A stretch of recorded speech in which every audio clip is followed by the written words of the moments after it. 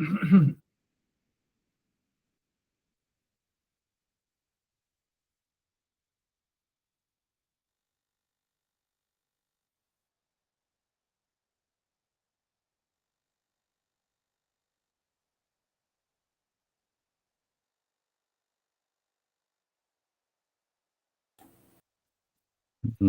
afternoon, all participants. HOD ma'am. Sir. Yes, sir. Shall we start, ma'am?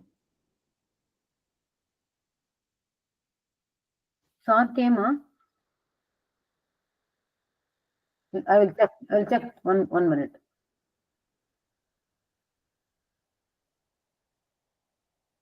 Sir didn't join, no, it. Okay. Sir. Sir didn't join it.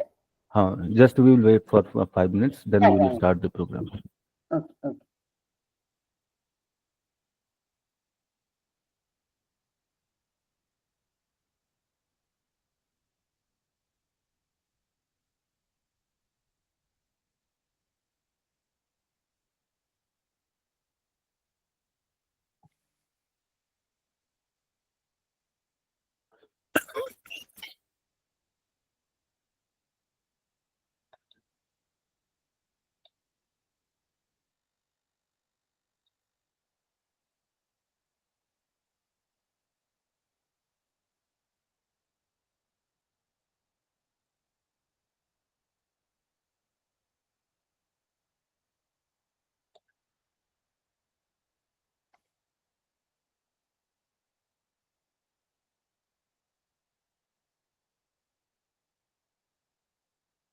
I will call once.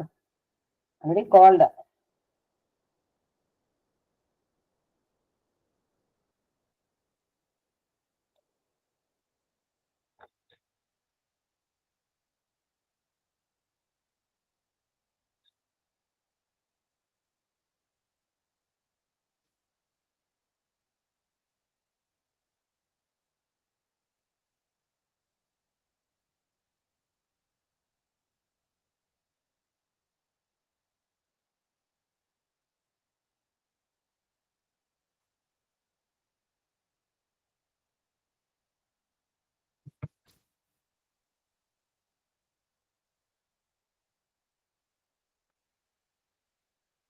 Yeah, sir has come. Anup, sir has joined. Good afternoon, sir. Dr. sir. Gopi sir. Good afternoon, sir. Anup sir, unmute sir. Okay. Good afternoon, all participants. Good afternoon, Gopi sir. Today is the 6th day of our faculty development program. To start first session, I would like to introduce our sir, our speaker, Dr. E.S. Gopi sir. Dr. E.S. Gopi sir is a professor in Department of Electronics and Communication Engineering at the National Institute of Technology, Tiruchirappalli, Trichy, with 25 years of experience in teaching and research. He has authored 8 books and edited 3 publications with Springer, primarily focused on signal processing and pattern recognition. He has contributed to several research publications, including journal articles, book chapters, and conference proceedings. He was the principal investigator for GTRE or DRDO project on machine learning application for sensor modeling. He has also organized several academic events, including virtual international conferences. He actively engages with IEEE community as the workshop tutorials and symposia officer for machine learning for communication emerging technology initiative. He has been invited to speak at platforms like Global Initiative of Academic Networks and the IEEE Training School on Machine Learning for Wireless Communication. His PhD in investigation on linear discriminant analysis from National Institute of Technology, Trichy, Tiruchirappalli. His ME from communication system with first class with distinction from Anna University. He has done BE in electronics and communication engineering with first class with distinction from Madurai Kamaraja University. He has received several awards also, like Lifetime Golden Achievement Award in 2021 by Bharat Ratan Publishing House. He is Young Scientist Travel Grant by Department of Science and Technology SERC Division to present paper in the conference held at Singapore during 26 to 28 Feb 2010. He is awarded Best Citizen of India 2013 by International Publishing House. He has awarded Shiksha Ratan Puraskar Award, Certificate of Excellence by Dr. Bhisma Narayan Singh, who is the former governor of Assam and Tamil Nadu, at India International Center, New Delhi on 9th Feb 2013. He is also awarded uh, Glory of India Gold Medal, which was presented by Sri Syed Razi, who is the former governor of Jharkhand, at India International Center, New Delhi on 9th Feb 2013. So, today he will be presenting our first session. Sir, I request Dr. E.S. Gopi sir to please start the presentation, please.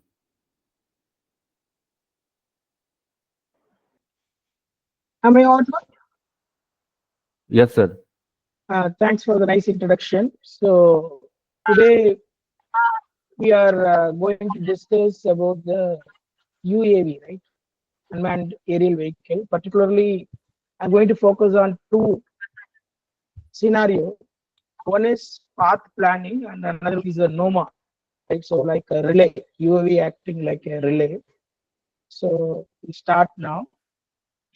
So these are all the books which may be useful for you. I thought of putting it in the first slide so that if you are interested, you can go for that. I hope you are able to see the slide, right? Yes, sir. We are So clearly is that able to slide see the changing? slide. Yes, the slides are Okay. changing. So now I don't know about the audience, right? So it's going to have that mixed group. I mean, some one may be already available. I mean, maybe already knowing about this particle storm optimization. Just for the sake of which we are going to just predict about the algorithm and how that is being used in UAV path planning, right? So we'll start now. Here, as you can see here, this is the region, right? So you have that user in this location. Annotation also, I hope you are able to see that, right? So this is that user location, right? So we want this UAV, right, needs to be located somewhere here, right? Okay. So, Yes, so yes, sir. actually, the objective is to get a line of sight, right? So we have that, you know, that the link between this user and that UAV needs to have that line of sight link, right? Then only you get the higher throughput. So the requirement is now you have a path for UAV to reach to this destination. So the UAV point B here, this point B exactly above that user some height which covers this region, right? So if UAV is at point B, this region and able to, right, transfer the signal over that region with higher throughput.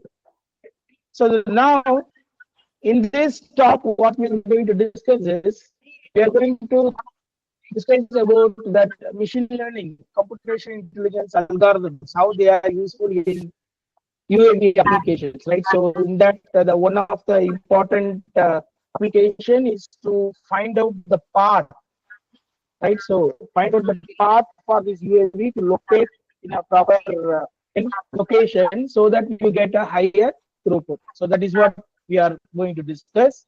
Right? So now, what is that objective, right? So you have here this E. This is actually the total energy required for this UAV to from this point to the destination B. So we can find stepwise, right? So you can think like XY plane.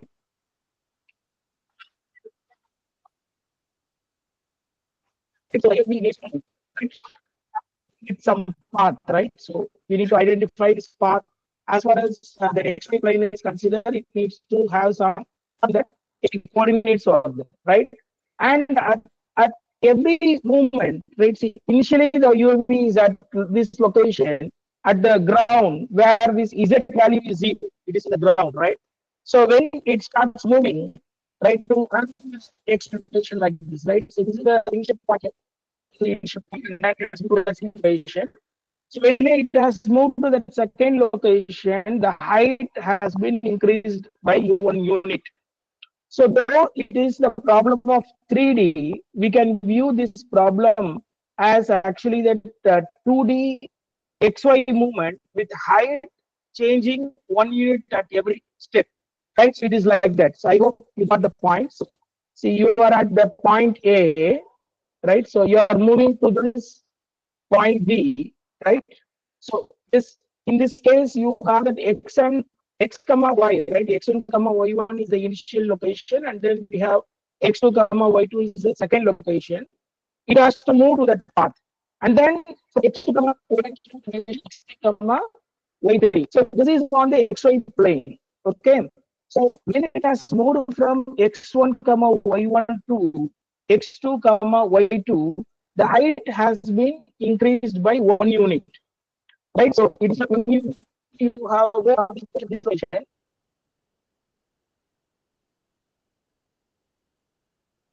right? In the xy plane, we have the coordinate change actually, but when it comes to the height, it has been changed as just 1 unit. So when it is going from this location, I think the field of x comma y, right, it is going to change, and your height is going to change as what 2 units, right? So it is like that. So we have right? So to find the optimum, it has to follow the path to reach this.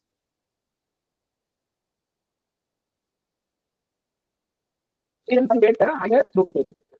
So to find out this path, that is the problem formation, right? You have to find out UAV path planning. That is the problem statement, right? So for the downlink transmission, how to find a path, right? So it is find a path. It is going to gradually lift. I mean, uh, x and y coordinate is being changed, but height is going to change in a big way. Right? So it is going to move from x1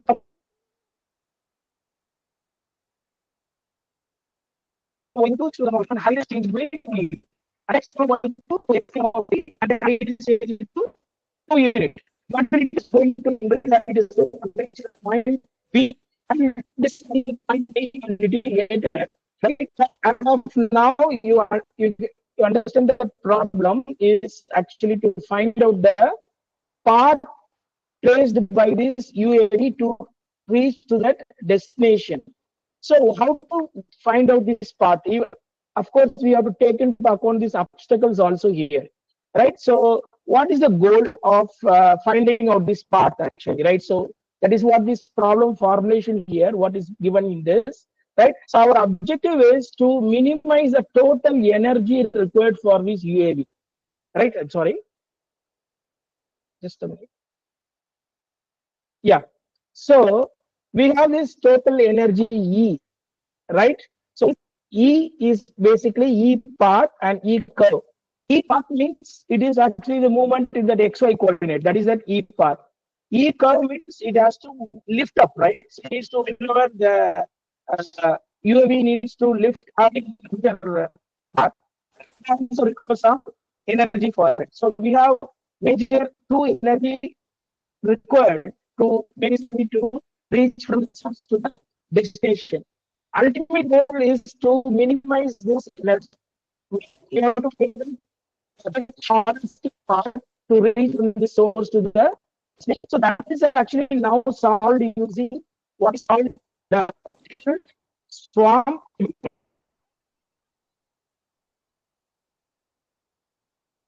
is basically optical swarm optimization. That is the algorithm inspired from the birds, right? The birds are able to reach a destination, right, by finding out the shortest distance, right? So how the birds are able to communicate each other, right? So how that is helpful in minimizing this safety function. That is what we are going to do. So this is the algorithm PSO, particle optimization is being used to find a path from the source to the edge. So now you can see that. So after you we have to find the path that is a so such that energy is minimized, right? So that is the first step here, right? And you have here what is called this probability of line of sight. But so actually, whenever you have a path from the user to that UAV, you have two different paths actually available. One is line of sight path, the another one is the non-line of sight path, right? Line of sight path means a direct link, right? You can actually look into that in the state line, right? So this is what we call as the line of sight, right? So any receptor, right, in the you actually both and that is also the line of sight is multiple reflections. Due to that, we are going to have that non-line of sight, right? So we have both probability of line of sight and then probability of non-line of sight.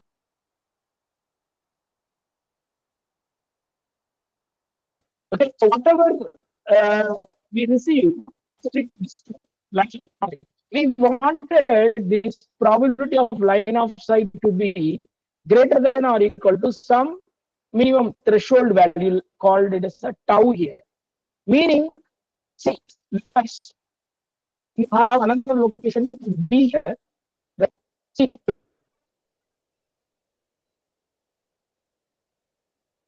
with the line of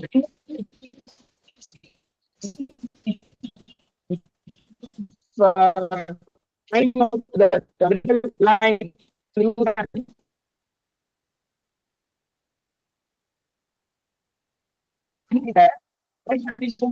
say that it's a line of sight, right? But you can even have the reader should be also going to have some line of sight from this user, right? So, but that is also going to have non-line of sight. So every location on the space, right? So it is going to have both line of sight and non-line of sight. We wanted this line of sight, right? So that should be the tau here.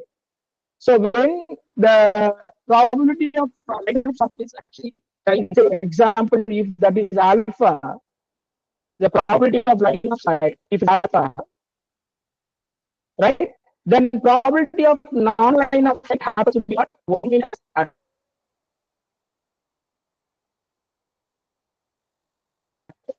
So now the probability of line of sight, if it is alpha, then probability of non-line of sight, that is going to be 1 minus alpha. So this now determines what is the probability of the line of sight. We wanted this probability of line of sight to be not equal to tau. That is the constraint here. So the proof statement is very clear now. We need to find the path. We need to find the path of that UAV such that the AV needs to be minimized, such that this probability of line of sight it needs to be what? Equal to some minimum value tau. That is the first condition. And then the second condition is we need to have two distance side to the location, right? So we call that let's say it is a ith location, the UAV is there, and it is going to move to this jth location, which is actually described by 3 points here. So it should actually move the UAV move in such a way that not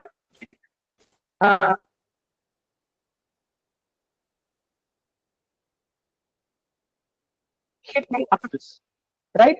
And hence your DA needs to be less than or equal to variance of this aspect J. You have subset here, J subset is given here. But you see this figure in the coming slide. So what actually this constraint is giving you the information about to choose this DA, the steps, the movement, UV movement, right? In such a way that it hit Sir, Gopi sir, sorry for the interruption.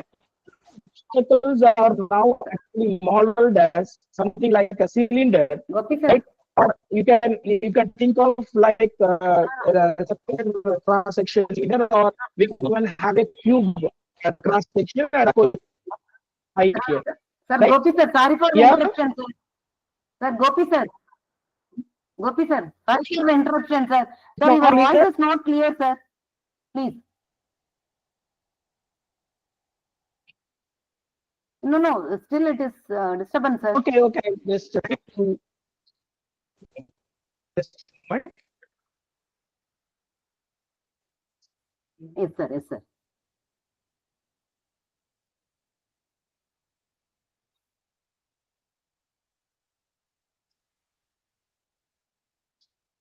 That is-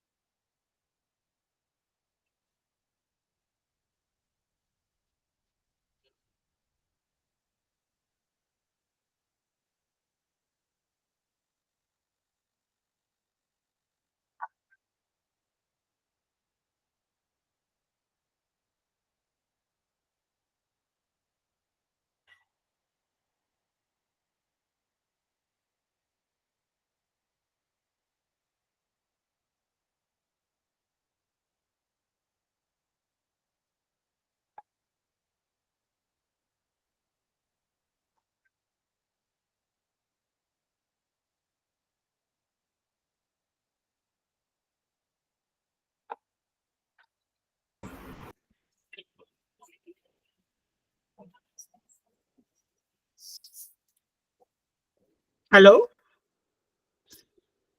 are you able to hear now? Yes, sir. Better? Something like that, sir. Hello, speaker. Hello, is it Hello. okay now? Hello, sir. Yep. Better, sir. Still connected.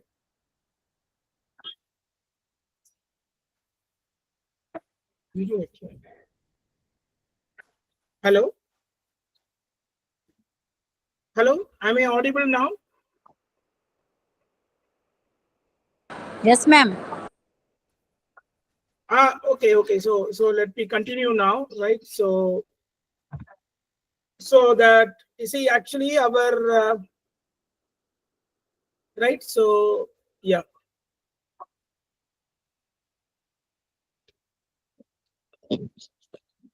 Okay, right. See, actually, we are trying to find out that path of UAV, right? So that is the goal, right? So we are trying to find out the path of UAV. This path is needed, right? So it has to go inside like this and all, right? So that it can reach to either B or another location called D, right? So it is not necessary exactly above the user. That is what it means, right?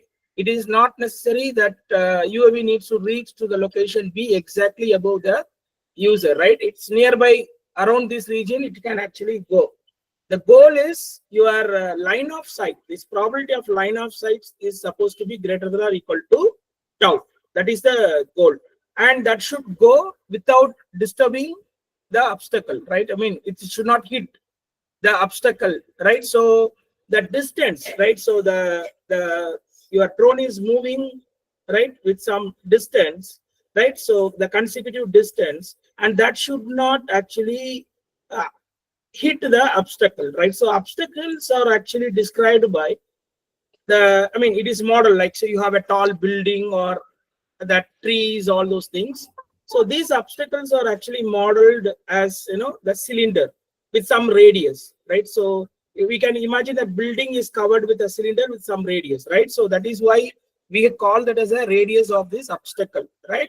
So we need to choose the distance, right, in such a way that it should not hit the obstacle, and that is actually described by this constraint, right? So now you can see here for every theta t, that angle, right?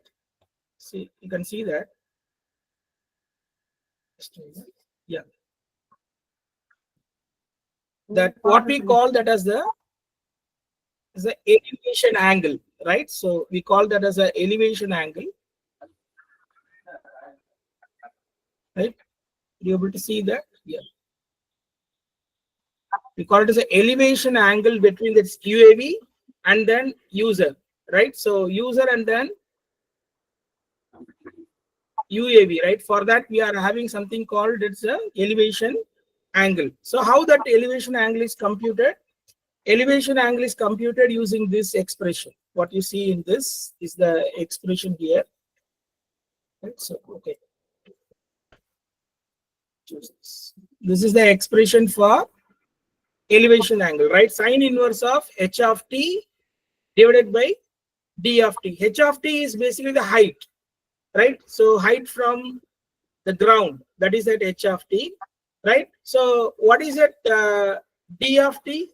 D of t is using that, we are having that using that Pythagoras expression, we are able to understand that. So this is the location of UAV is x UAV comma y UAV.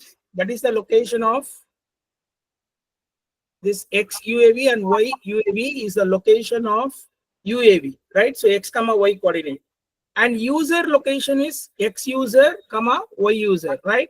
So now the distance is actually computed in this form, right? So you have here, right, the height of that UAV from the ground and UAV user distance, right? So d of t is the UAV user distance. So the distance between this UAV and user is computed using this, right? So the sine inverse of h of t divided by this d of t, that is going to be your elevation angle. So why this elevation angle is important? For different elevation angle, this probability of that line of sight will differ, right? So that we are going to compute. Actually, you can see in the consecutive slide all those things, but now as of now I am just introducing the various variables involved in this task, right? So the next here you can see that, see, empirically we are having this model, right? This probability of this line of sight, right? So as I told you, for a particular angle theta t, it is computed using this empirical relationship what you are seeing here.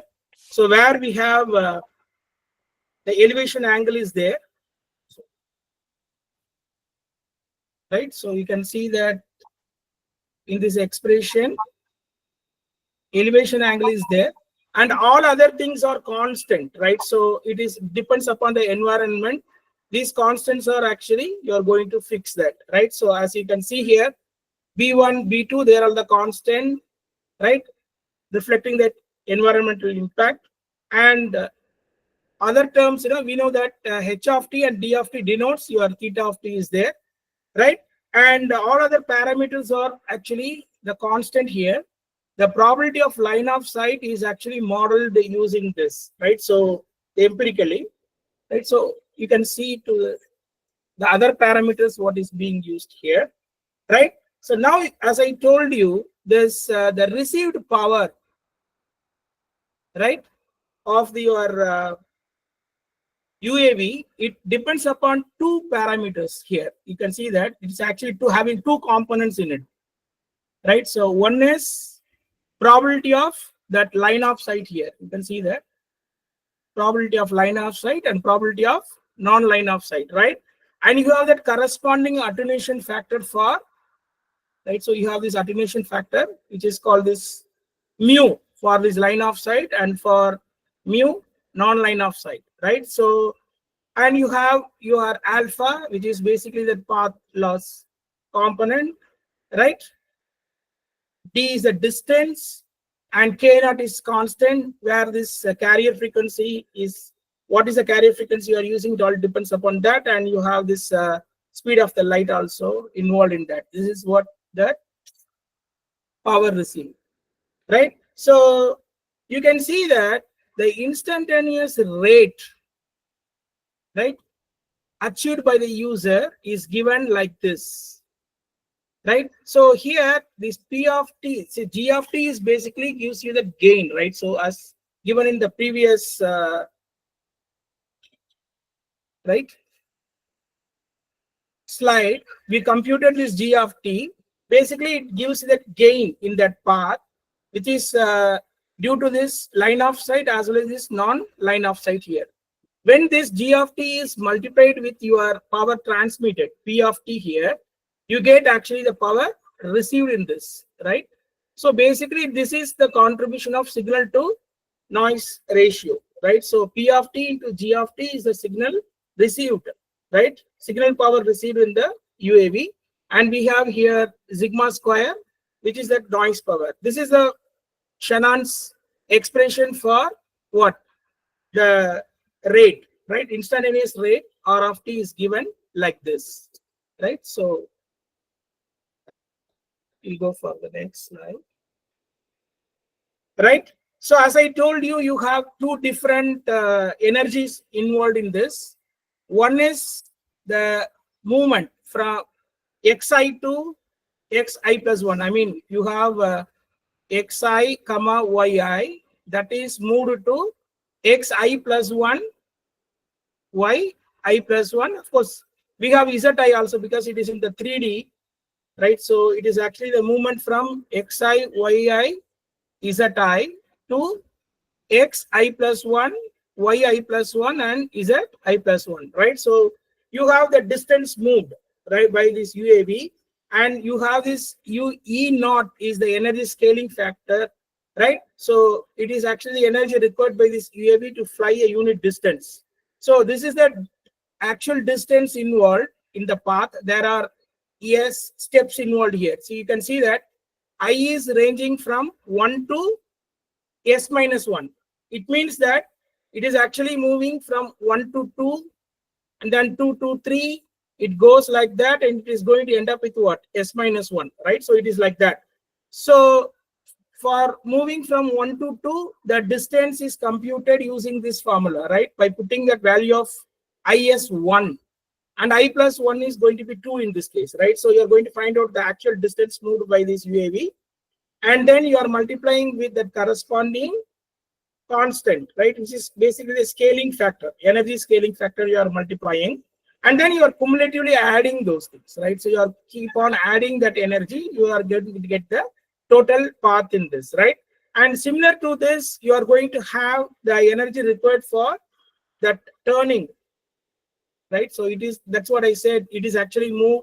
You have that another term called E curve is the energy required for that UAV to lift up, right? So in and also to turning also is needed, and then move to the higher height, right? That is also needed.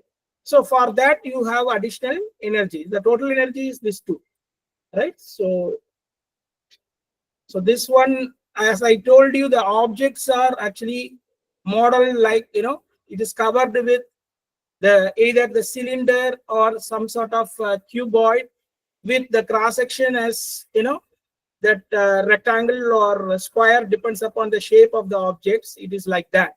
So this is what is actually, this is actually the building. So we are modeling them as the obstacle as the cuboid, right? So as I told you earlier, so we should actually move the path without hitting the obstacle, right? So we are going to model them either a circular shape, or you are going to model them as a square shape covering the obstacle. So these are all the models, one of the way how these obstacles are modeled, right? So this figure, once again, I will come back while discussing about this algorithm, right? So, okay, now the problem is clear. So let me once again tell you about this problem. Then we'll see how this is actually solved using this particle swarm optimization, right? So that is the thing, right? So now the problem is clear here. The problem is this one. So this is the problem. The problem formulation is to find out the path from the source, right? So you have this source point, and then you have a destination point. We need to move, right? So the UAV needs to move to this destination, right? So from source to destination. So it has to move in a piecewise movement, not directly it is going to move, right?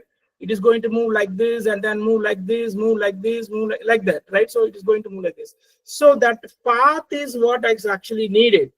So how to find out this path, right? We need to find out the path in such a way that the total energy required for this UAV is actually minimized. So that is the first requirement, right? So the total energy, right? So here we can see that this energy needs to be minimized. At the same time, we have the constraint, right? So what is the constraint we have here?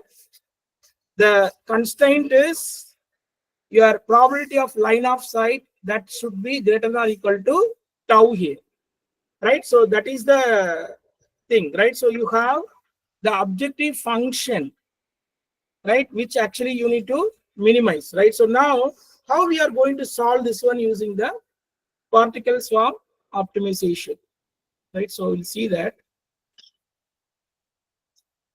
So let me first motivate about this algorithm.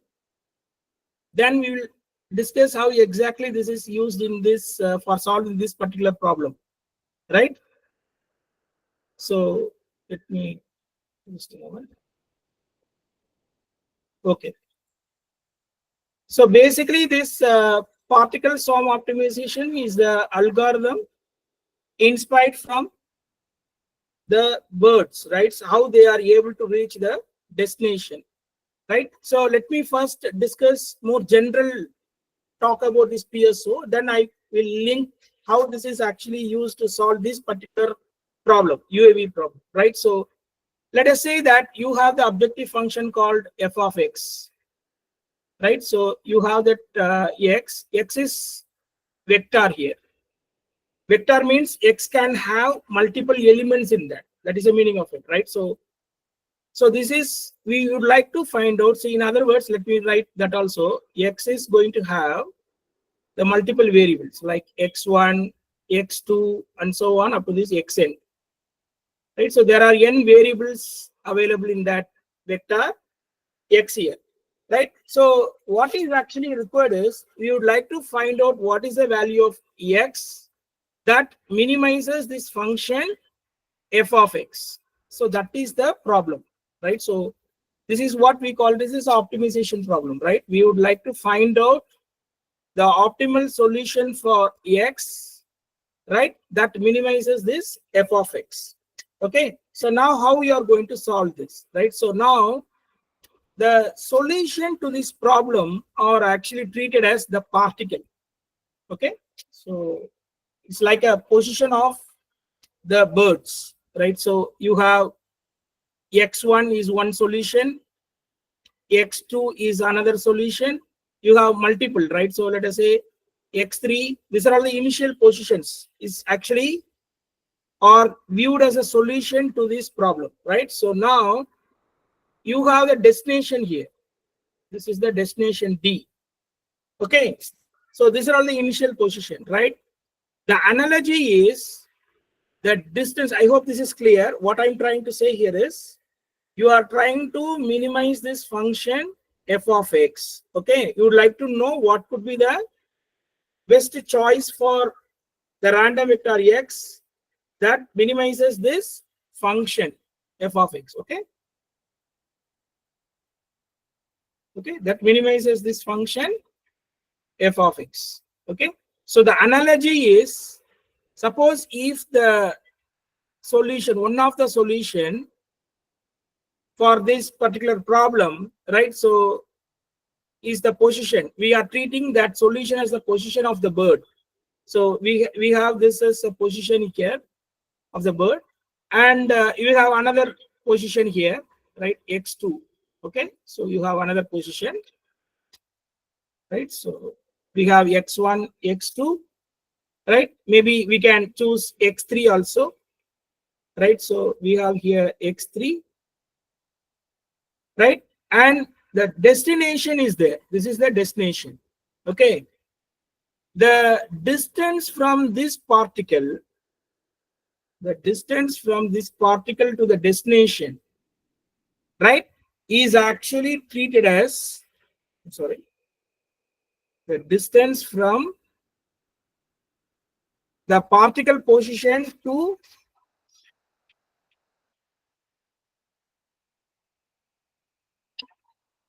this distance, right, distance from the particle position to the destination is treated as f of x. That is the analogy. And distance from this particle, right, the distance from this particle to this destination, like this, right, this is again, we have this one as what, let me put a straight line here. So this is the distance from the particle x2 to the destination, okay, and this distance is given as f of x2, right, and then we have the distance from x3 to the destination, okay, so it is like this, x3 to the destination, and this function is, we call it as what, f of x3. I hope this is clear, right? So actually what we want is, we wanted all the particles to reach the destination. This is the bird's position, right? So whatever we are having here, these are all the bird's positions, right? The birds are trying to move to the destination, right? So once these birds are reach the destination, what will happen? Actually, the functional value will actually becoming what? 0. That is what we want, right? We want that functional value to be minimum, right? So when the functional value is 0, what does it mean? You achieved a solution, right? So the birds are actually trying to move towards the destination. The distance from the particle position or the bird's position to the destination is the functional value. This is the analogy. This is the analogy. F of x1 is the distance from the particle position to the destination. That is the analogy, right? So once these particles are actually moved, all these particles, if it has moved to the destination, then we say that, we say that the solution we have achieved, right? So it is like that. So now, after knowing this, so now what is the algorithm? What is the algorithm? We wanted this particle to move, right, forward. Okay, so you have here, this is the particle position. You can see that, which is spreaded, right? So initially, for the function f of x, right, which you would like to minimize, right? Initially, the particle positions are randomly chosen, which is uniformly distributed in the search space, right? So you have randomly the particle positions are chosen, right? Then what we are going to have here is, we are going to have the movement of this every particle, right? So every particle needs to move towards the next location. So this next location is given here. You can see that xi, right, xi k plus 1, k plus 1th movement, right? So from the previous location, right? So it is actually, we have the update in that. So how that is done? Basically, I will give you the first, the intuition behind what is happening, right? How the communication is happening, right? There are many variations in that PS algorithm. One of the variations only I am going to discuss. It is like, you are going to have the initial positions like this, right? So you are going to have this initial position, 3 particles, right? So I'm choosing only 3 birds, right? So it is like x1, let me put like x1, x2, x3, and you have a destination here. Okay, now every bird is trying to move towards the destination. So every bird is going to have its own tentative idea where it should go. We call that as a local decision, right?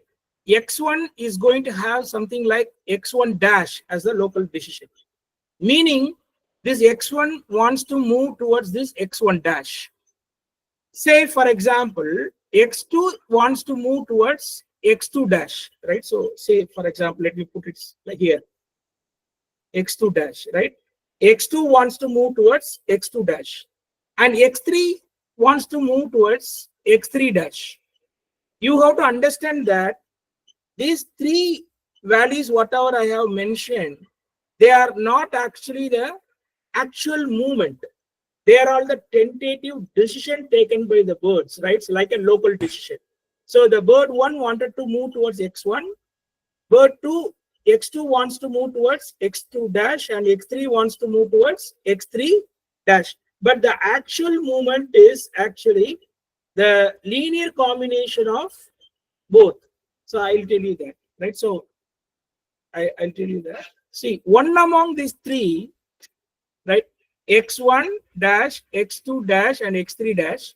One among the three is actually very near to the destination, right? So this is, for example, in this example, x2 dash is very near to the destination, right?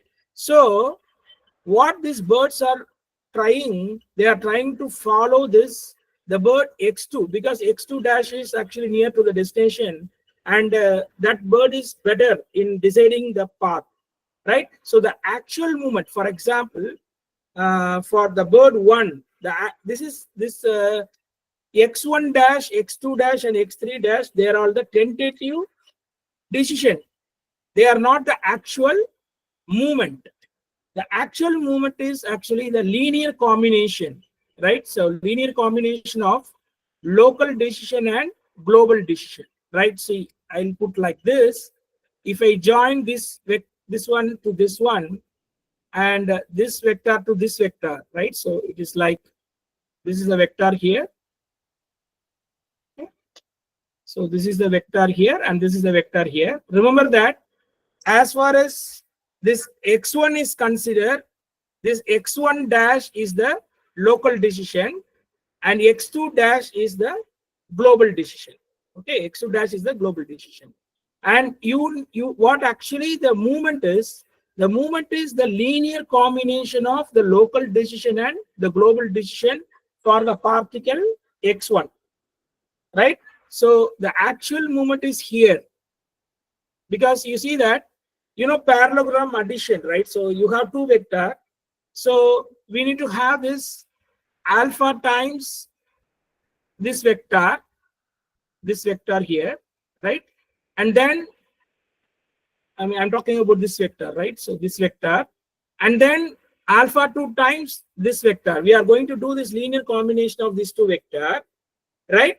And that will end up with somewhere here, right? So that is the actual movement.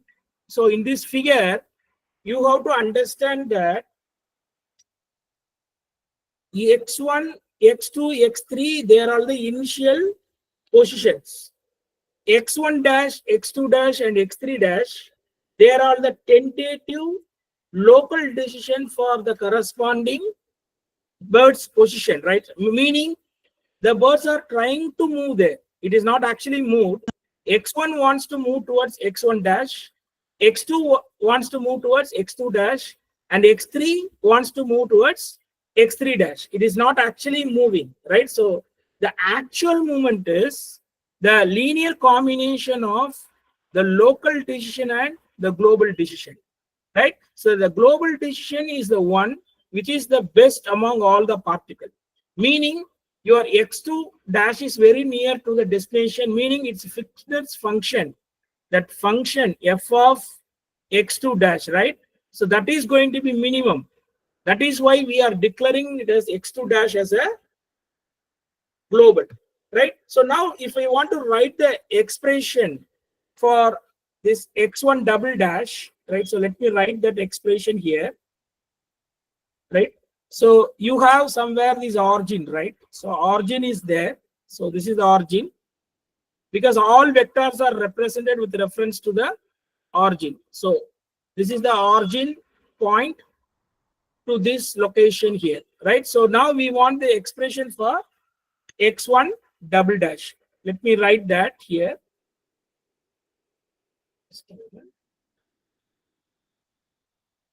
Right, so you have this x1 double dash, right? So what is that location? As I told you, it is a linear combination of local decision and global decision, right? So how that is done? You can see that.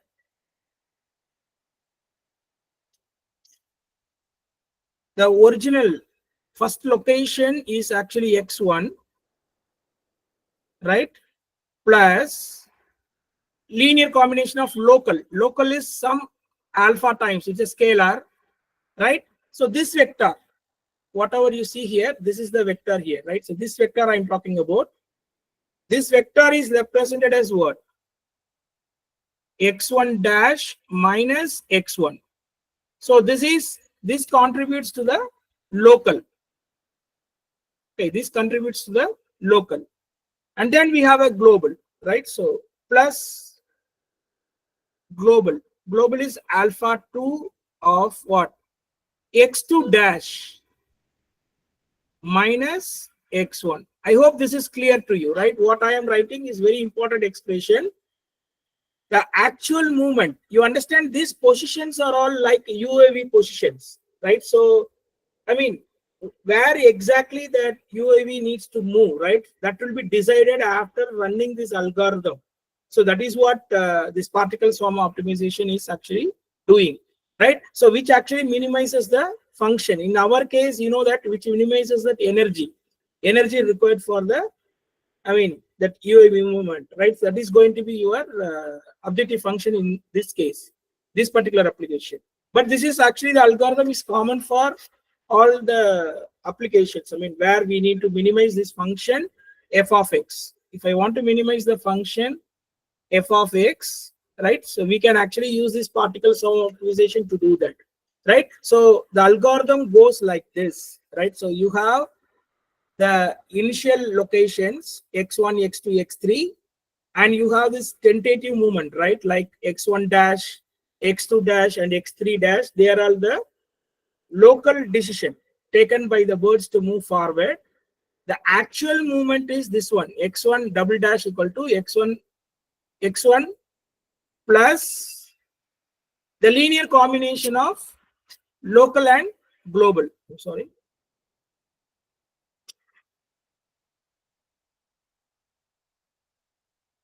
Hope you are able to see that. Yeah. So this part is a local. It is a local decision taken by x1, right? And this is the global decision, right? So why say actually one among the particle is declared as global, right? So if I want to write the expression for x3, right? So what is the changeover we are going to have? If I want to have x3 dash, for example, if I want to have x3 here, right? So if I want to have the update for x3, right? So original location is x3, right? And then tentative thing is x3 dash minus x3. This is the local decision.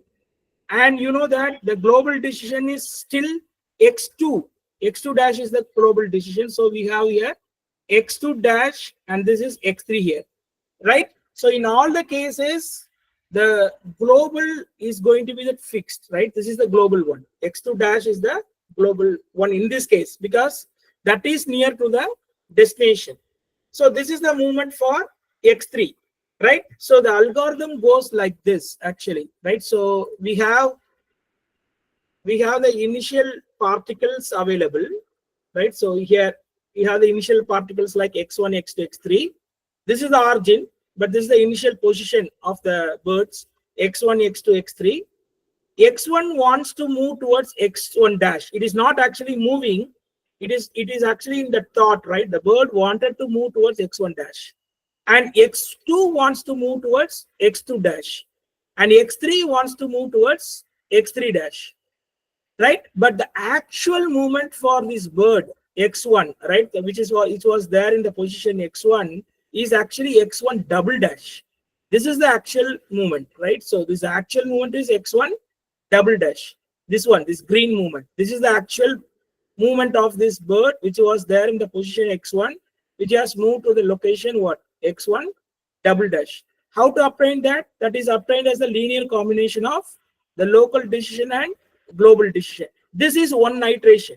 What we are discussing, this is actually that one iteration, right? For every iteration, what is needed to move forward, right? So I mean, now the current location is x1 double dash, and then we have x2 double dash and x3 double dash. They are all the current location, and it has to move towards forward, right? So for every forward movement, what actually it needs is actually it needs the local decision and the global decision. I hope this is clear. The algorithm is like this, right? So you are initializing the particles x1, x2, x3, and then you are going to have the local. It is also random. At the beginning, it is a random, which is the local decision, right? And you are going to identify one among these three, right? So x1 dash, x2 dash, and x3 dash, right? One among them is going to be having that least functional value. In our case, I have taken it as x2 dash is having that least functional value. We call this as a global, right? Okay, so this is the x2 dash is going to be the global.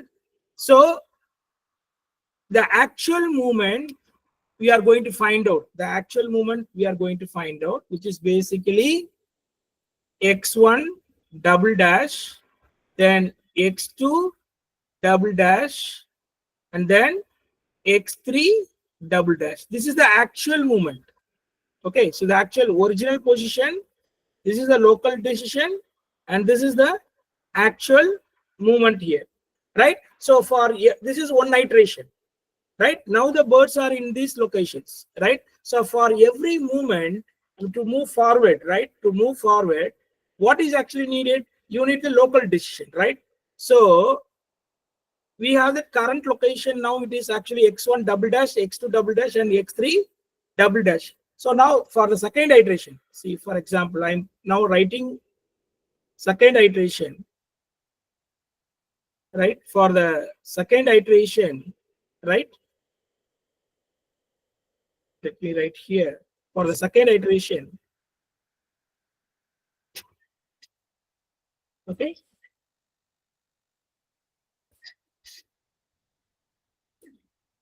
For the second iteration, you see that you are x1, because we need a current location. The current location is actually, you are already there in x1 double dash. So x1 now is x1 double dash, okay? And then similarly, x2 is x2 double dash, and x3 is x3 double dash, because now the current location is your x1 double dash, x2 double dash, x3 double dash. So now to move forward, we need a local decision, right? So because if I want to move forward, we have to do what? The linear combination of local and global, right? So now you got a current location, but how to find out the local decision for every particle? Here only the algorithm, we are going to have an option for it, right? So you have the option for it. I'll tell you that.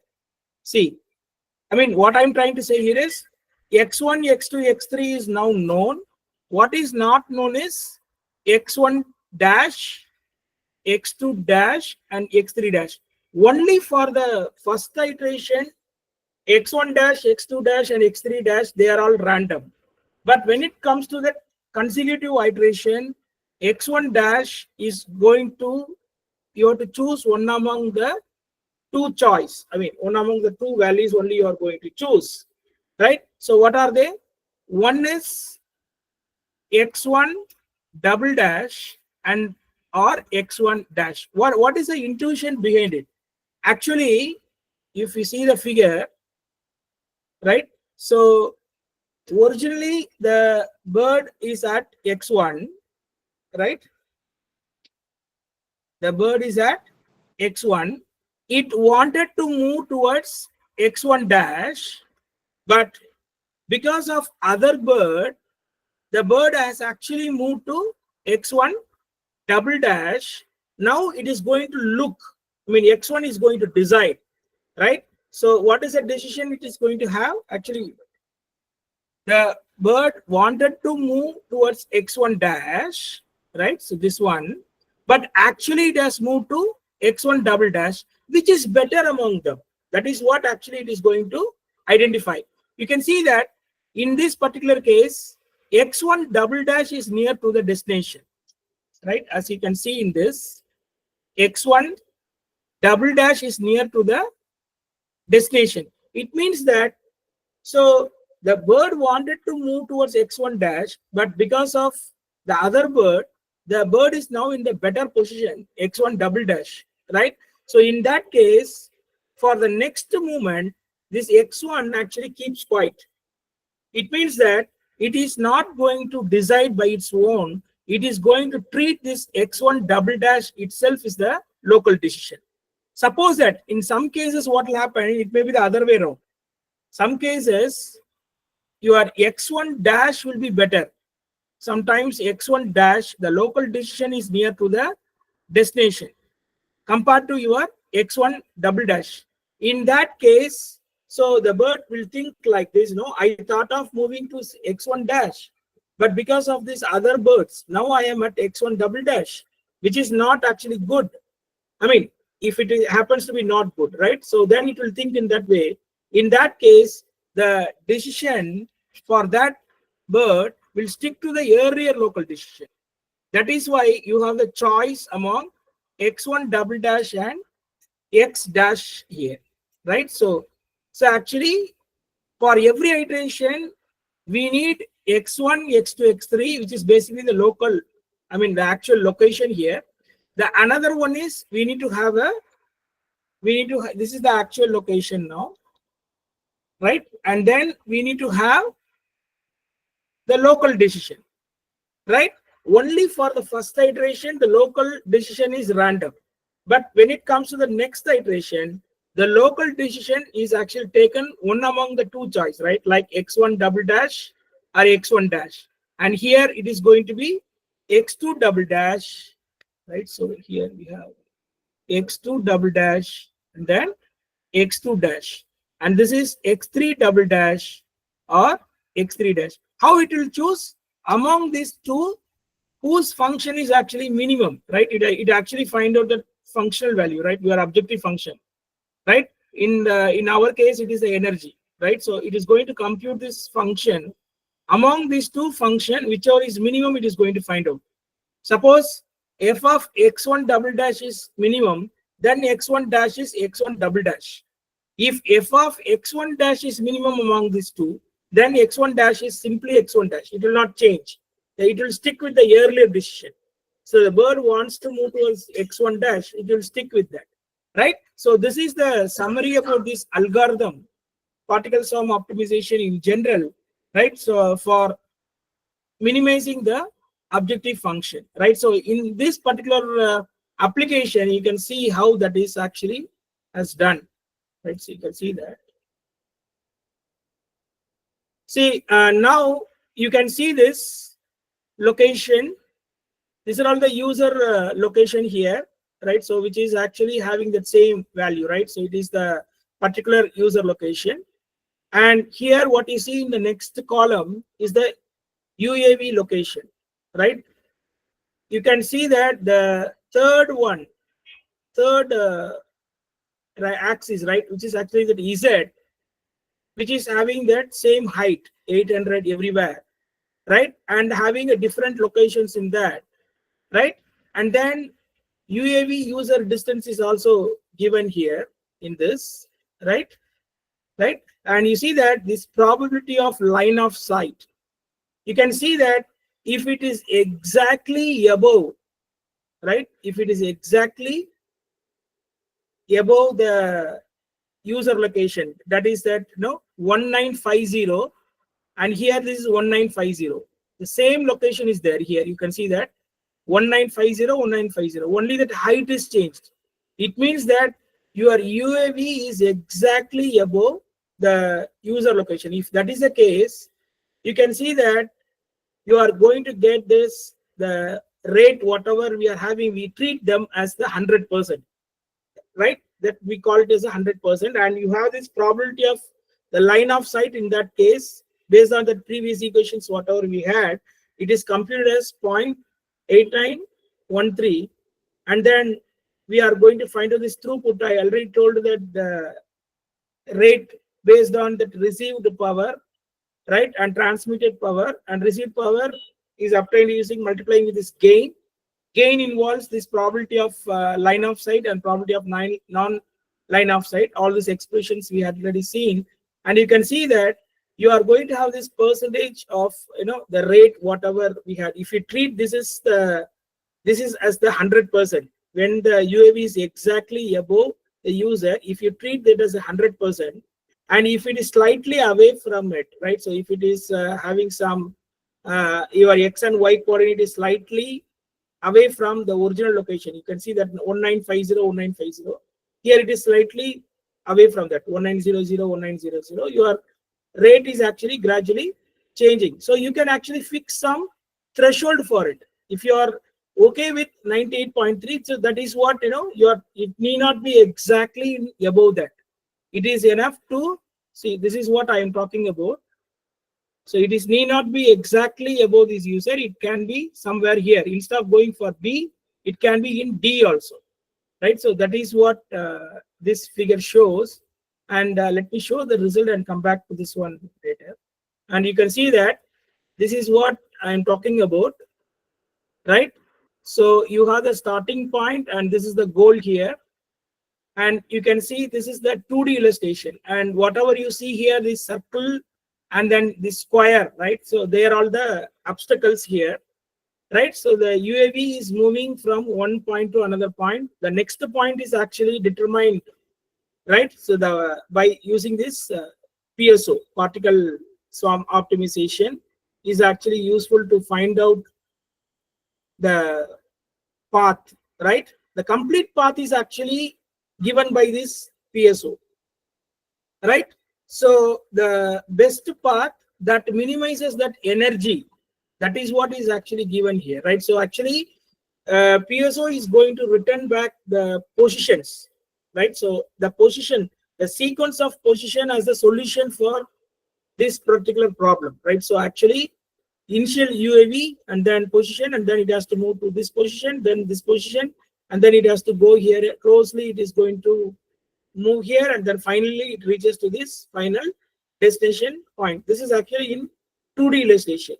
And as you can see here in this 3D illustration, you can see this starting point and this goal, and then how the UAV is actually moving from this starting point to this ending part, right? So that is what is actually given. One is the sparrow based particle swarm, right? So that is that SPSA. It is sparrow based particle swarm algorithm. The another one is this particle swarm optimization, what actually now discussed. Both the results are actually given here, blue and red.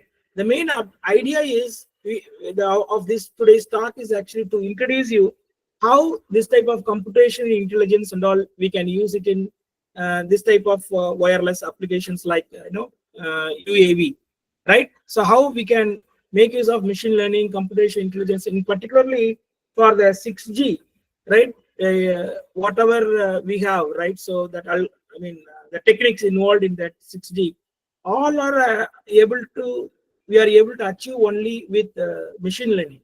See, for instance, if you consider like semantic communication, right? So you know that it's totally different from the classical communication. In the classical communication, you know that our goal is to get back the data, right? So whatever we transmit, exactly the same thing you would like to get in the receiver section. But in case of semantic communication, our goal is to get the task, task, the accuracy is the goal. How the task accuracy is going to change with what? SNR. So that is actually now done using the machine learning algorithm, right? Like your dimensionality reduction techniques and all, they are using to do that stuff, right? So similarly, in this particular application, as you can see in this case of UAV, how the computational intelligence is actually useful, right? In finding out this path traced by this UAV to locate in the particular location above the user, not necessarily exactly above the user. It can be somewhere around that user, so that we can actually reduce the energy required for the UAV movement, right? So after all, for driving this UAV, we need this energy, as I told you at the beginning, right? So we have this path, energy is required. So we have to find out the path in such a way that, right? So it has actually reached the location where we achieve the required throughput. So that is actually further determined by two things, right? We need to have, see, the received power purely depends upon two things. One is line of sight path and the non-line of sight path, right? So the probability of line of sight, right? So if that is less than some, greater than some value, right, tau, then we can achieve the required throughput, right? So how to fix that tau? That is what I gave the table, right, in the previous slide. So we can actually fix some threshold for this probability of the line of sight, right? So as you can see here, right, probability of line of sight, right? So we can actually put some tau value from this based on your requirement. So how much, see, actually if it is exactly above, you are able to get 100%. If it is okay for you, right, so for some application, if it is okay for, right, so the percentage is 98.3 throughput, I mean the percentage out of this 100, right? So in that case, the rate achieved is about 25.66 megabits per second. So if you are okay with that, then I can actually fix that the probability of line of sight, right, that tau value to be 0.8510. It is enough for me to have like 0.8510 is going to be my tau value, right? So we wanted that P loss to be, right, so to be higher, right? So at least it should have some value, right? That minimal requirement is needed, right? So it should be greater than at least 0.8510. If it is okay, then so that type of problem we are actually formulating, and then the path traced by the UAV is actually solved using particle swarm optimization. As I told you in the previous discussion, the path, the complete path is a solution. The complete path is a particle.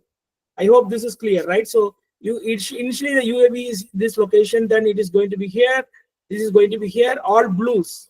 Blues are using this Sparrow particle swarm algorithm, and then red is the particle swarm optimization, what I discussed today, right? So in both algorithm, how the path is actually chosen, that is what is given. And you see that though the problem is a 3D problem, we can view this problem as a 2D problem, because for every movement, consecutive movement, right? So initially the UAV is at location this, and then when this UAV moved to this location, just a moment, UAV is at location here. When that UAV moved to this location, right, your XY coordinates only is changing, right? And then we need to lift the UAV by Z value, right? That Z value is going to be fixed down, right? Once it is moving from one point to another point, your X comma Y value is actually changing. And for every movement, your Z value is going to be having a fixed shift. I hope this is clear. What I'm trying to say here is, suppose if the UAV is here, yeah, in this figure it is there, right? So you can see that in this figure, UAV is here, right? This location. So UAV is here, right? So this is the location. When it has moved to this location, say let us trace red, right? So initially it is here UAV, and then it has moved to this location. So it is, let us say that is the immediate next point, say XY coordinate given by this PSO algorithm or SPAC algorithm, right? In that case, this height, the height actually what is changed is going to be fixed. The height is going to change the fixed here. So it is like, it is something like, I'll tell you in the other way. You are having this position which is on the floor, and the next location on this XY plane, okay, it's already there. In 2D illustration, it is already there. You can see that. This is the original location, and this is the next location you have. The X, Y coordinate has moved from this point to this point, right? So when the UAV position is moved from this point to this point, your height has been changed to some constant. And when it is moved, say that constant, let us say that constant is C. And when the UAV is moving from this point to this point, right, the height is actually moved to the point, so is actually becoming double 2C. I hope this is clear, right? So for every movement of your UAV, the height is changed in a systematic way. So initially the height is at C, and then for the next location of XY coordinate, it has moved to 2C. And then for the third location, it is going to be that 3C height. And then fourth location, the height is going to be 4C. Why I am telling this one is, though the problem is looking like a 3D problem, X, Y, Z coordinates, right? All these things we need to solve for it. Actually, we are not solving all the three coordinates. X and Y only we are solving. H happens to be uniformly increased from C to 2C, then 2C to 3C, 4C, like that. So gradually it is moving up and reaching to the required location, and that is solved using this particle swarm optimization, right? So this experiment is done in 3 scenarios, right? So that is what here it is given, right? The summary of this result, right? So with the 3 scenarios, it is actually given, right? So the first scenario is actually doesn't have any obstacles, right? In fact, obstacles are not considered in this scenario 1, right? So, right? And then we have the scenario 2 and then scenario 2 where these obstacles are actually present, right? And that obstacles are actually taken to account in the algorithm, right? If there is an obstacle, then you have to skip that position and you have to go for the next location, right? And all these obstacles are actually described by the cylinder, either with covered with a square cylinder or it is covered with your circular cylinder, right? So all these obstacles are placed in different locations here. So this is the location of the grid, right? So if I have a space area and you are going to have different locations, the third coordinate here, it is going to be 0, indicating that it is all placed on the ground, right? So, right, and we have a radius over it, right? So we have that radius of square, and then radius is described for the square. I show that figure, and we have what is called the circular shape, which is having that radius is given in that figure, right? So I'll show that. See that for the square and circular obstacle, how the radius are determined. You can see that this is the radius for the obstacle which is covered in the circular, right, shape, right, cylinder, right? So it is like that.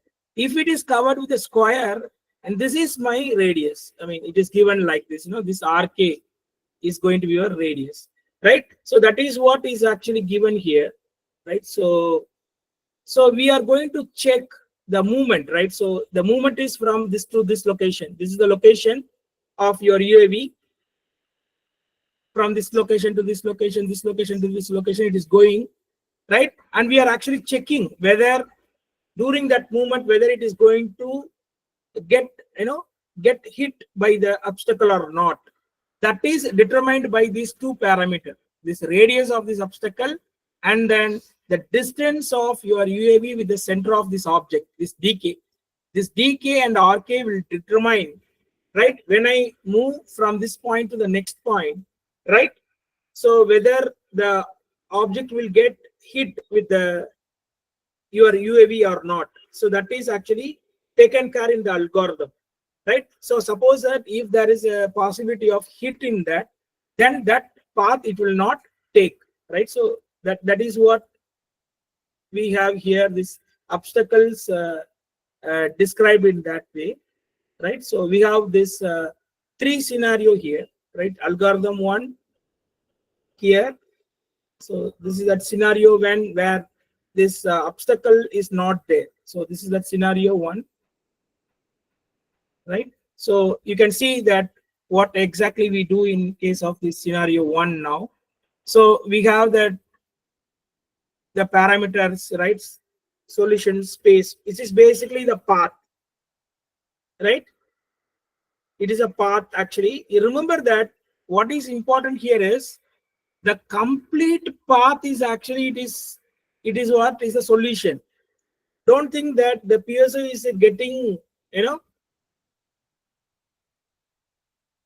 right? So it is basically, it is going to find out the final path here from the source to the destination, and the sequence of these points, right? The complete points, all those points, right? So that is the solution of your particle swarm optimization, right? So we have what is called the global solution for it, and then we have this local solution, as I told you earlier in that algorithm, right? So it is going to find out this local and then global solution, and then it is going to do here this check for this the final global, whether it is satisfying this probability of line of sight, whether that is satisfied, right? You know that that should be satisfied, it should reach to the minimum value to achieve the required rate.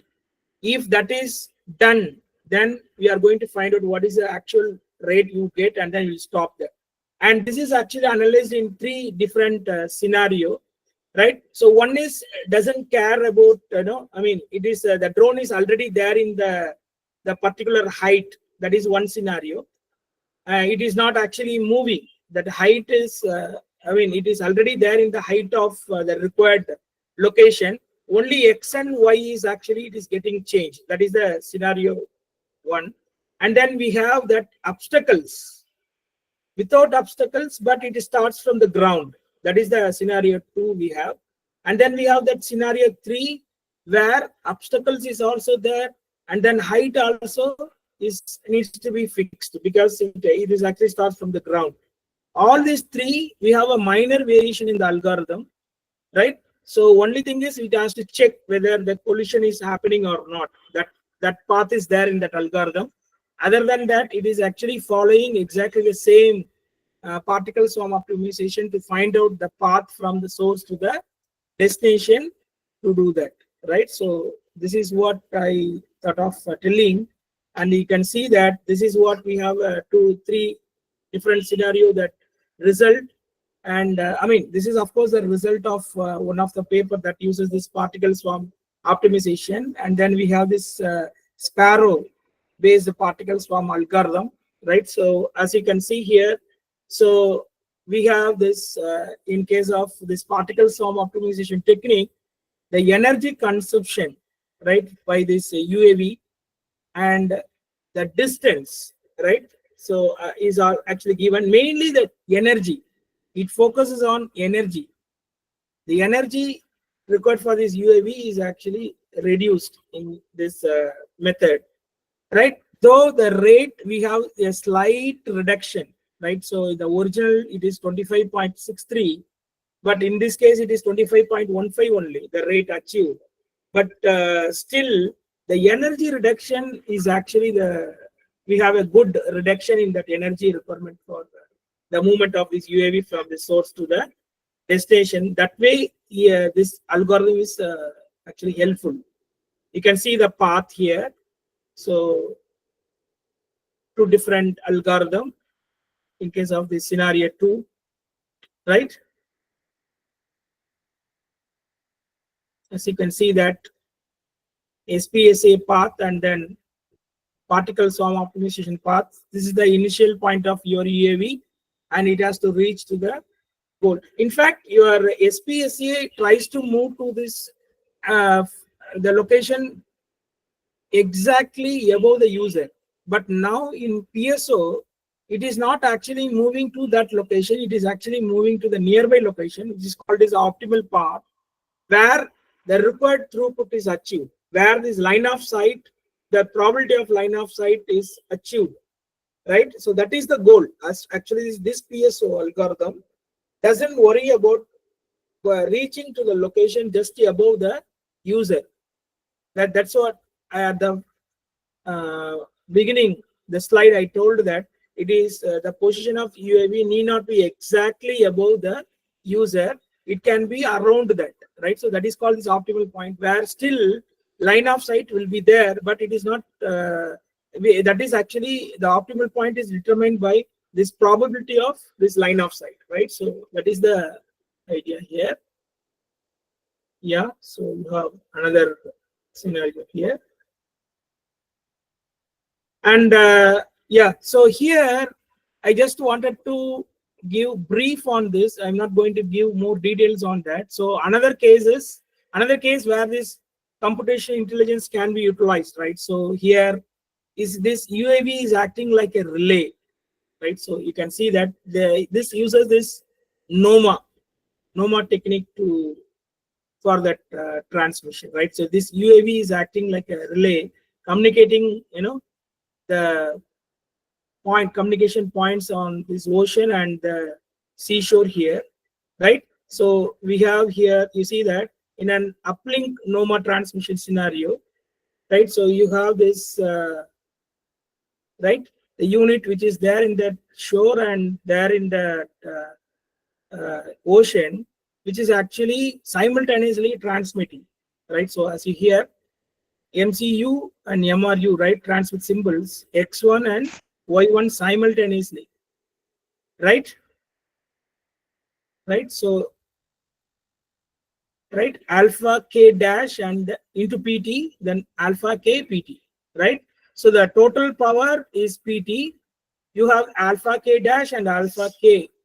It is split into two, right? So you know that power division NOMA, you are going to have two power divided among these two, right? So here the initial transmission is happening from MCU. So we can call that as a node, right? So nearby this shore, and then another things are there on the ocean, right? Initially, we are transmitting the same carrier frequency only. You know that NOMA we are using, it doesn't have this orthogonal, right? Two different in any domain, right? So I mean, it is only in that power is going to be different here, right? So in that uplink case, we have this alpha K dash and then alpha K, that is a proportion of this total power PT divided among these two, right? So that is the phase one, right? I mean, the first part of the scenario is actually happening, right?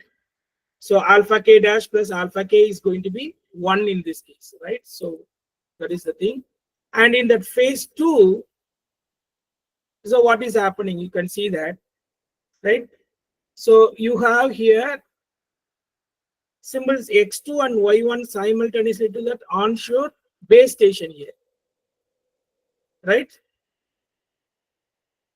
With power beta K dash and beta K. Again, beta K dash plus beta K is going to be 1, right? So, of course, I'm not going more details on these things. What I thought of telling here is this UAV is acting like a relay, right? In this case, right? So, which actually exploits this NOMA technique to do it. So in this case also, the power allocation, right? You have this beta K dash and beta K, alpha K dash and then alpha K, right? All those things can be optimized using this particle swarm optimization just by, right, maximizing the complete throughput, right? So there are many other machine learning algorithms involved, right? So for right, for the optimization of this UAV, right? So I just give you that summary of that, right? So you have like supervised learning, unsupervised learning, semi-supervised learning, and of course reinforcement learning, and so on, right? So supervised learning, we have like regression and classification, and we have, right, regression, linear regression is there, and classification, you have that naive Bayes, k nearest, right, and clustering, right, unsupervised learning, we have clustering is there, and semi-supervised learning, we have pseudo labeling, and you have this clustering technique, we have like k-means algorithm and stochastic neighbor embedding things there, and for the reinforcement learning, we have this agent is involved in doing that stuff, right? So these are all the different applications where the supervised learnings are used in UAV, right? So I'll just show this one. Okay. So this one algorithm I thought of discussing, but I don't know whether I can cover fully. And this is for this unsupervised learning for UAV, semi-supervised, right? I'll share this slide so that you can go through that. This is for the reinforcement. And these are all the references, and whatever I discussed, this UAV path planning is from the first reference as given here at the top, right? And right, so these two are the good book actually, I mean, by Bishop, this pattern recognition, and you have this pattern recognition and computation intelligence, that book, right? So I am actually from the machine learning group, right, working for this wireless as of now, right? So I mean, that's what I thought of sharing, how that various computation intelligence, right? So particularly today we discussed about this particle swarm optimization technique, how that is useful for finding out this path from the source to the destination, so that the total energy required for this UAV is getting minimized, right? With this, let me stop, and if you have any questions, we'll discuss now. Hello, sir. Hello. Yes. Yes, I'm Palash. So my question, the first question is, whenever we are basically measuring hello. Yeah, I'm listening. Sir, whenever I am measuring, say, channel gain that containing the path loss and also for the small scale fading.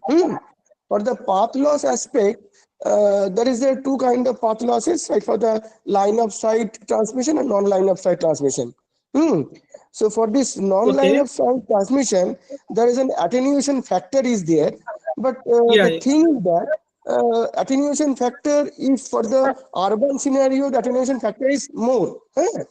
But if the Yeah. attenuation factor is more, then obviously for getting a particular minimum data rate of the user under the communication of UAV, so less power is required. No, sir, because the attenuation factor of channel gain basically is at the numerator of the SINR. No, sir. Yeah. So how this thing happens? Because more attenuation means sir, more power is required, na? But it is requiring less power to achieve the minimum rate. Why it is so? No, see, I'm not actually, I'm fully getting your question. Basically, you have that expression. So mathematically, we have to look for this problem, right? We need to have a mathematical model for how much power it is received, right? So basically, the power received by this UAV, right? So it is going to have the gain factor and whatever we transmit, right? So gain into the power transmit is what you receive, right? So the gain Right. is actually involves two factors in it, right? I mean, two things will get involved here, right? One is coming from this line of sight, the another one is coming from that non-line of sight, right? Right. In fact, Right. this expression will give you the clarity about that, right? So we No, there, discussed about sir, that. there is a probability of line of sight. That means one Yes, minus yes. probability is not line of sight. But for the Yeah, one, yes, yes. there is a path loss, total effective path loss equals to path loss into for the line of sight plus 1 minus path loss for the line of sight into the attenuation factor of the non-line of Yes, sight. yes, Yeah. yes, yes, it is Yeah. there. Yeah, yeah. If it is Yeah, so, that's what, then that is the mathematical model. You see, actually, yes, it yes, all yes, depends yes. upon the region, right? So, as you said, the urban, rural, everything, right? So, it depends upon Sir, that. This I that am is telling sir actually about the carry. urban area. Yeah, yeah. So, those things are actually taken into in the parameter, right? So, I'll show that slide. Then I think you will get it at the beginning. So,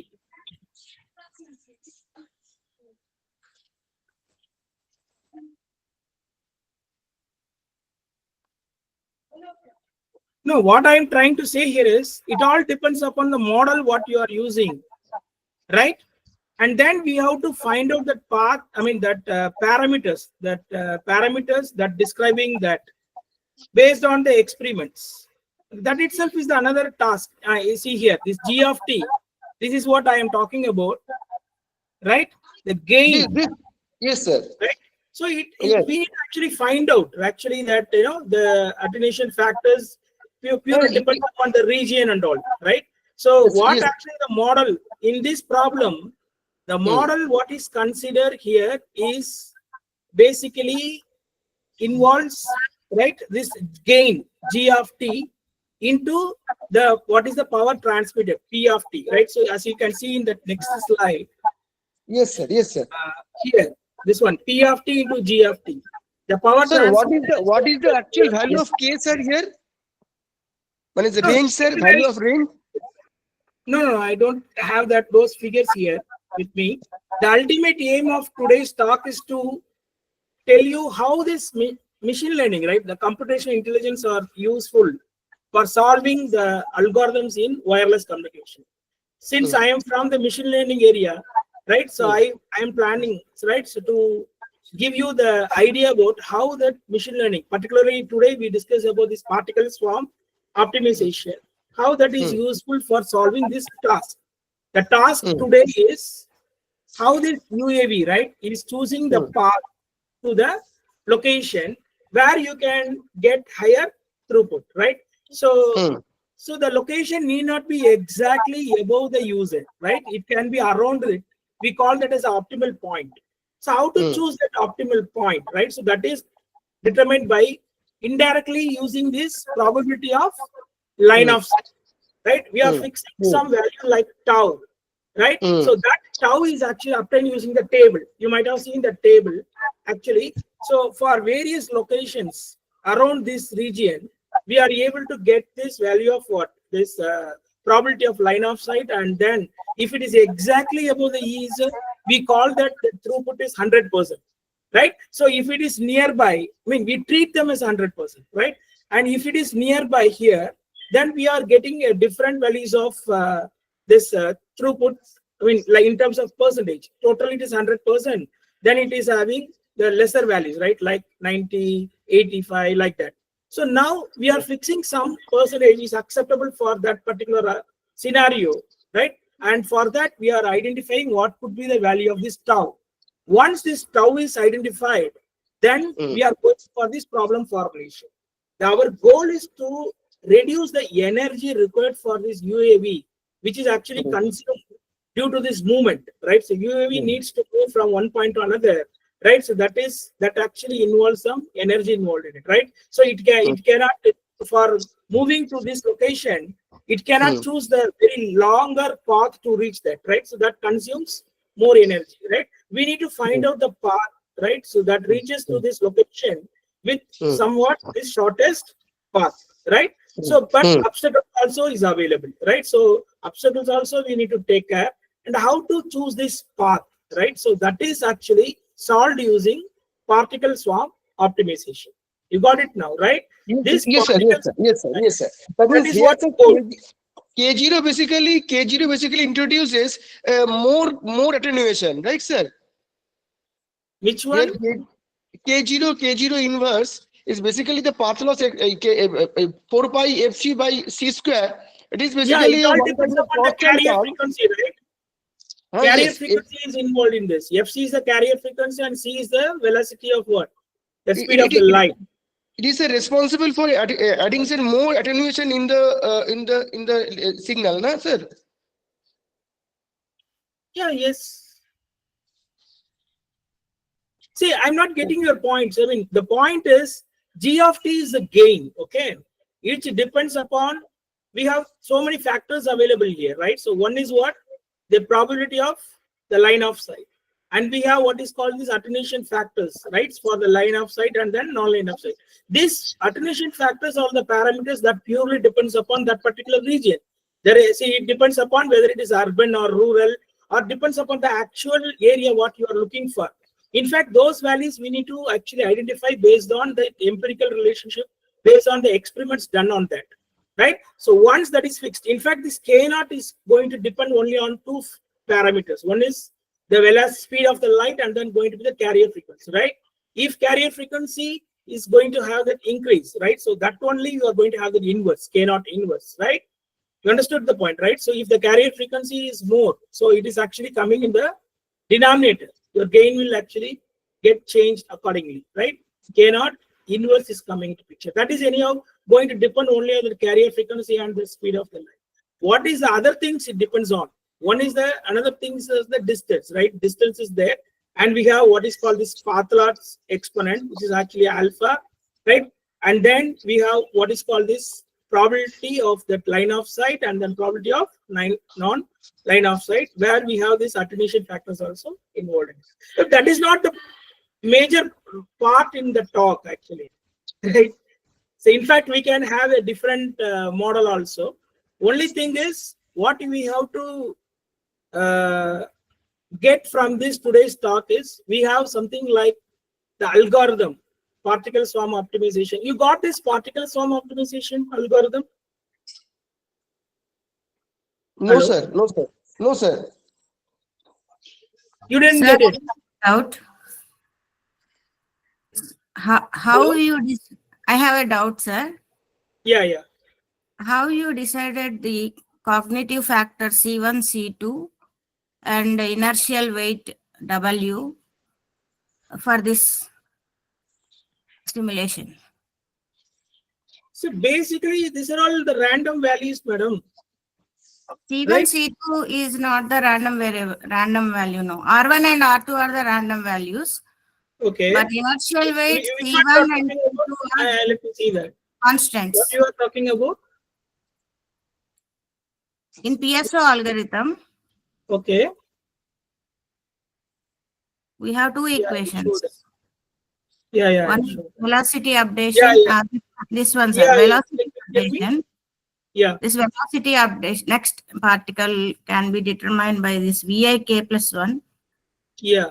That you have W, C1, C2, R1 and R2. R1, R2 are the random variables within the range. Yeah. Yes. But this C1, C2 and W is the inertial weight Yeah. and C1, C2 are cognitive factors. Yes. How you have decided the values of this? Actually, you That is decided. no. So this is the experiments done by these people, right? So we have that values actually involved.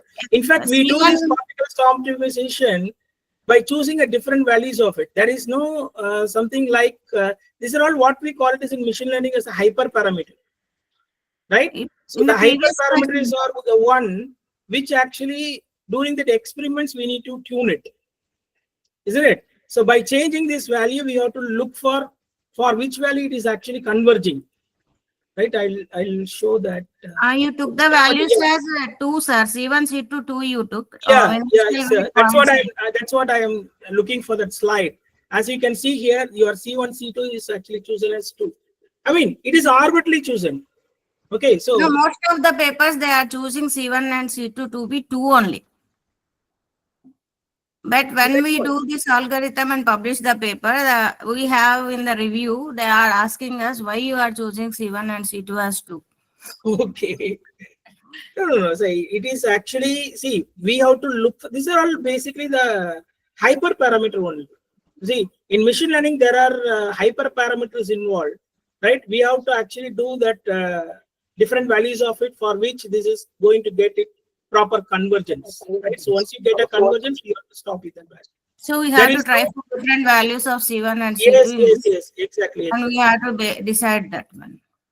There is nothing like we have a separate way to fix that values and all, right? So we know in machine learning we call that as a hyperparameter, right? Tuning parameter.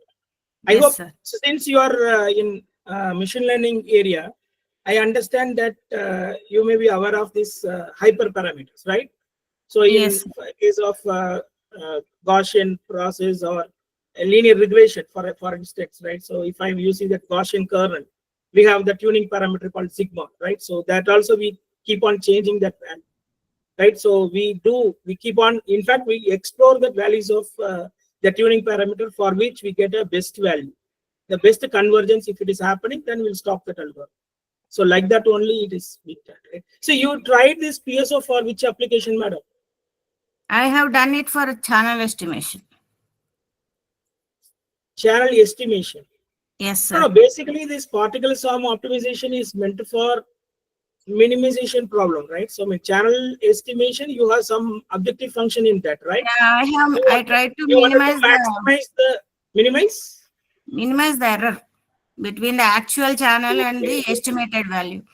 Okay, Here also fine. the objective function you have considered is Energy in this case. energy, minimization of energy. In that, other than the XYZ coordinates, we have other factors also which are defining the value of E. Yes. So you didn't consider that factors in for No. While optimization. calculating all those stuff, we have to go step by step. Everything needs to be computed. See, No, finally, this energy requirement involves other parameters, right? Yes, Right? sir. In So that in we have the other than the function, coordinates. not but that is what actually our requirement, right? We have other parameters also available. That is true, whatever you are saying. So all those parameters we need to fix it for a particular scenario. We need to fix those values, right? So we are running it for some scenario. In fact, it is only that synthetic model where we are actually having like the objects are like cylinder and squares, right? So kept at different locations. It is basically the simulation, right? So in under this scenario, we are going to fix all the parameters as some value, right? So like the path loss exponent, for example, this is the table gives you that experimental parameters involved, right? So we are fixing the parameters involved in it. Only thing is what is not known is the path. The path traced by this UAV is what is our goal. For computing that, we have to find out the path in such a way that the total energy consumed by this UAV is getting minimized. That is what the goal of this. So the particle is a two-dimensional vector which consists of only x and y values. That's what exactly. The reason is, I tell you that the reason is in this case the UAV is modeled in the way that it is at the position x comma y with some height, and when it is moving to the next x comma y location, height is changed by 1 unit. That unit is actually fixed here, right? So see, for example, if the UAV is here with some height, and for the next x comma y, we have located another x comma y at some location. At that point, the height is actually changed to plus some constant c. And when it is moving to the next x comma y location, you have this height is going to be what? 3c. So though it looks like the 3D problem, if you go really deep, right? So it is actually the 2D problem. X comma y alone is actually we are trying to explore, because h is anyhow is going to change in every step as what? Linearly, C you have. to C. Yeah, it is linearly changing and it is moving to that. Why you didn't try to optimize all the three at a time? That is a good idea actually. That can be done, but to make that problem simpler, this is one of the way to do it, right? Anyhow, we need to make the drone to move up, so we can directly change different values of height also, that can also be done, but that is slightly complex, right? As you say, as you know, but we can attempt that also. But as far as this problem is considered, the height is actually changing in a linear fashion, as you said. Good, I mean, good observation, right? So, and your x and y coordinates path is your particle in case of this particles form. Thank you, sir. Thanks. Any further question, participants? Any further question, doubts? Okay then. Sir, I would like to say thank you to you. Thank you, respected Dr. E.S. Gopi, sir. I would like to express our sincere thanks to our speaker for delivering such an insightful presentation on UAV communication. Sir, your deep knowledge and engaging delivery have inspired us all and sparked the curiosity to explore the subject further. On the behalf of ECE Department, Samskruti College of Engineering and Technology, I extend our heartful thanks to our speaker, Dr. E.S. Gopi, sir, to take time out of busy schedule and sharing your knowledge and experience with us, sir. Thank you, sir. Thank you so very much. Thank you. Hmm. So I would like to tell you that actually you can look for my website for the recent publications on that machine learning for wireless communication, Okay, right? sir. So the idea is how the 6G scenario. So the problems whatever we face, right? Everything needs to be solved along with the machine learning, right? Yes, sir. Aspects. So how that can be used? That is the main objective, right? What I wanted to give that flavor on that, right? Yes, So yes, though with this short time we are able to explore only one technique like particle swarm optimization and one particular scenario, right? Hmm. But you can actually think of the many applications that can be solved using this machine learning Yes, sir. algorithms. Thank you. Okay. Thank you, sir. Thank you, sir. For the participant, this was the conclusion of our first session for today, the day 6 of our faculty development program. We will start our second session. Gopi Just sir. Gopi sir. Madam? Sir, please share your PPT, sir, please. Sure. Yes, Thank sir. you, Yes, sir. sir. It is also required. Which one, sir? Sorry, sir. Tell me. You are saying something. Hello. hello. Sir is saying something, sir. Okay, sir. Okay. You have accepted my request, sir. Thank you for your accepting my request. Gopi, sir. Yeah. Yes. Yeah, in your Actually, busy thanks schedule. for the Yeah. invitation. Immediately you have accepted my request, sir. Thank you so much, sir. Okay. Thank you. Thank you, sir. Please share your PPT, sir. Okay, now for the participants, HOD just mail only. HODEC@samskruti.ac.in. Maybe Madam, you can please share this PPT with us also, sir. Sir, okay, sir. How will you say? Sir, Palash Kundu, you are from which institution? Kolkata. Yeah, so you are aware of this PSO earlier, particle swarm optimization? No, sir. I have not done the PSO, but the thing is that some point basically is obstructing for me for getting the channel gain. There's a factor of attenuation factor. So that is Okay, why I that have is asked the fine. That question. is fine. That all depends, right? So that is the model what we are considering, right? That is okay. But my goal is to make you clear about this particle swarm optimization, because mainly I am from this machine learning area, right? Machine learning for communication, right? How the machine learning is useful, how it can be used for this telecommunication part. In fact, when we are moving towards 6G, we have to necessarily go for these machine learning techniques, and that is why I thought of giving this as one of the tool, right? So PSO is the tool to do it. In fact, I understand that some of you have already done using PSO. I'm happy. You're saying, I mean, some of you are done for minimizing the error for this channel, right? Estimation, you have already used that PSO. It's good to know about all those things, right? So anyhow, I think, is there anything else I have to do, sir? No, sir, it's fine, sir. Shall I wind up? Yes, sir. Okay, thanks. Thank you, sir. Thank you. I'll wind up the meeting. Yes, sir. Okay, Yes, sir. Thank you, sir. So, dear participant, this was the first session of today's. Next session will be started by Sir, your voice is not clear, sir. my voice, ma'am. Yeah, some disturbance is there in the mic disturbance is there. Now it's coming. It's not good. Clear or not, ma'am? Hello? Hello, dear Hi. participant, how you are feeling? It's clear only, ma'am. Yeah, it's clear only. Clear now? That is clear, clear. Okay, okay, sir. Next session, just within a few minutes, 2 to 5 minutes, we will start our second session, sir. You can take a break for. Anup sir, already madam has joined. Okay, shall we start now?